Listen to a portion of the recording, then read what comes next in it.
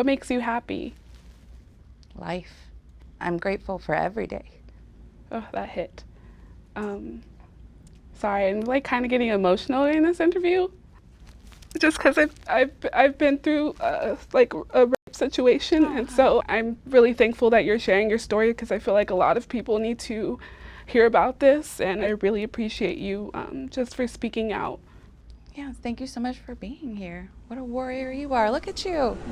If you were alone in a room with someone who was human trafficked, what would you ask? How many abusers did you have? Was there ever a point where you thought this was going to be forever? Did you try to seek help from anyone? Hello, I'm Madison. What's your name? I'm Jay. It's nice to meet you, Madison. Nice to meet you. How did it happen? So I became homeless after I left home to escape some abuse at the hands of an extended family member. And I befriended some people who seemed like wonderful people. And then these two gentlemen began speaking to me about selling sex as a way of making a living. I rejected their offers because I was only a teenager, and later those two men came and took me and put me in the trunk of the car and drove off into the night. And that was the beginning of my exploitation. How old were you when this happened? Yeah, so I was 16 years old when I first was exploited, and then I wasn't able to get out of my trafficking experience until after I was 17. How many abusers did you have? Well, I had two main traffickers, and then as far as the people who purchased me, which would be the folks who abused me day in and day out, I had over 24,000 buyers. The age range of the men who bought me would be anywhere from their early 20s up into like elderly men. But the typical age of a buyer is a middle-aged white male, usually with a six-figure income. What kind of abuse did you endure during your time? I mean, there was really all kinds of abuse. There was, of course, sexual abuse, physical abuse, psychological abuse. A lot of it was just also unpredictable. So you might have gotten paid with change, and I would give the change over to the trafficker, and then suddenly change is not acceptable, and now I'm being beaten with the change inside of a pillowcase to let me know not to ever take change again. And then the next night, I turned down a buyer who has change, and then I would get beaten because I didn't accept money. So it was really all about keeping us confused. How was your living condition during the time they kept you?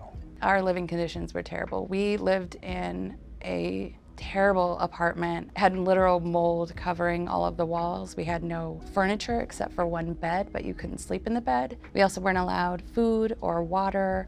We weren't allowed to pick out our own clothing. We weren't allowed to bathe. We didn't have towels, soap, toothbrushes. We had nothing. Was there ever a point where you thought this was going to be forever? And what got you through day by day? Yeah, so I thought every single day that this was going to be forever. And so I really just lived moment to moment.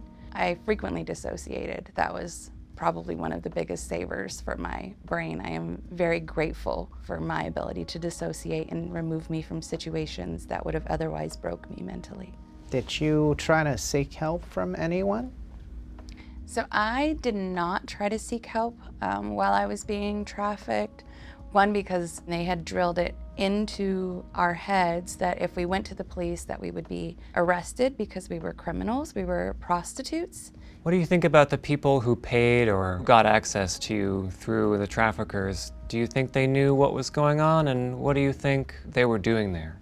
I don't think that all the buyers were aware I was being trafficked, though a lot of them did ask questions about my pimp, so they definitely knew that I was under somebody else's control and that my profits would be going to another person.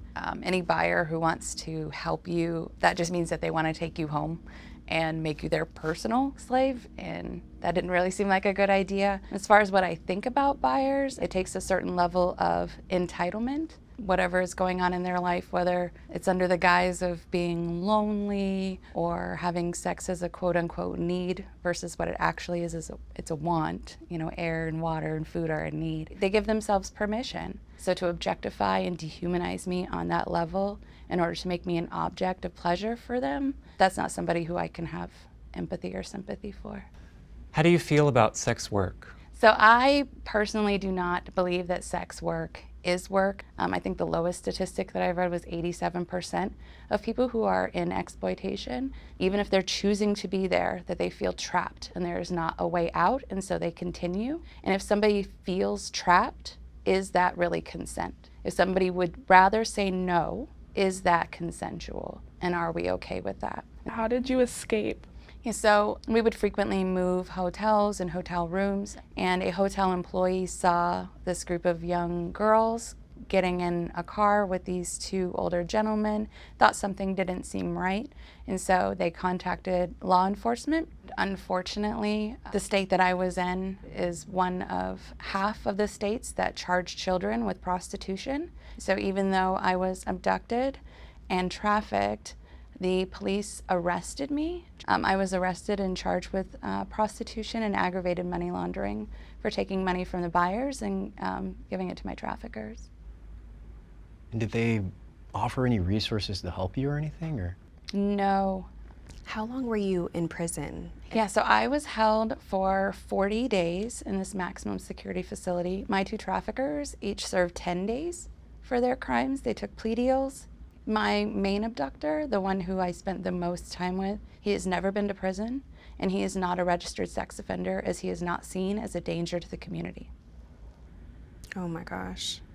When you returned and you were able to come home, how did your family and friends react or treat you? So my family didn't learn the true story about what had happened until after I learned the true story of what had happened, because this wasn't something that I recognized. When you're a child and you have traffickers that are painting the illusion that you're making choices, and then to be arrested, and then to be labeled and to serve time, all of those things told me that I was a perpetrator and not a victim.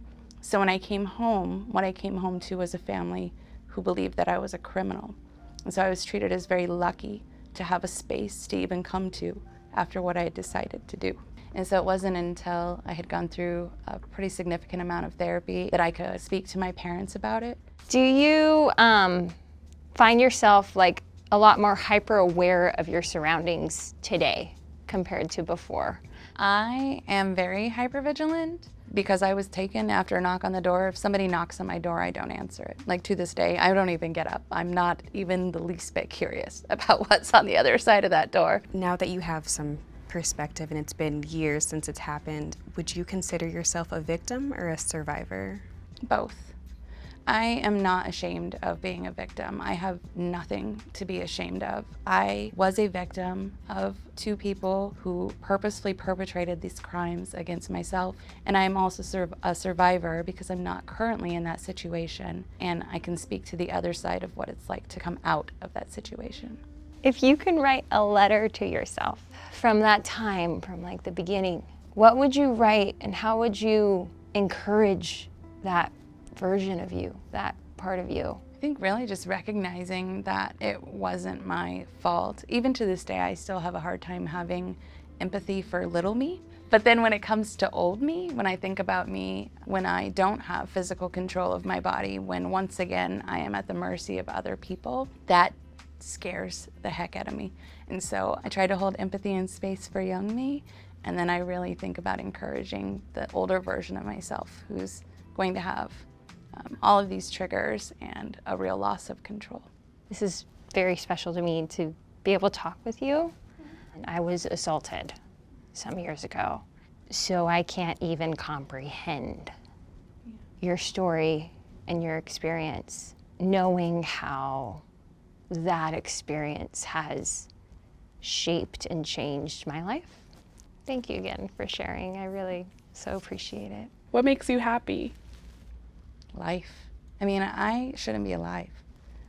I'm grateful for every day. Oh, that hit. Sorry, I'm like kind of getting emotional in this interview, just because I've been through like a rape situation, and so I just feel like it's bringing me a lot of clarity talking to you, even though like it's been hard for me to ask certain questions. But I'm really thankful that you're sharing your story, because I feel like a lot of people need to hear about this, and I really appreciate you just for speaking out. Yes, thank you so much for being here. What a warrior you are. Look at you. Thank you. What's your favorite part about life today? I mean, really, all of it. I love my life now so much. I have an insane amount of friends, and my children are the coolest people I have ever met. I don't know why I'm so lucky. Being seen for myself, you know, for the first time in this phase of my life, it's just such a gift. It's such a gift to feel genuine love for who I am. Wow. I'm happy that it's over for you and you get to like live your life, and I'm here for you and I can't wait to meet you on the other side. You did amazing. Thank you so much. Oh my gosh, you're so brave coming and talking about this stuff.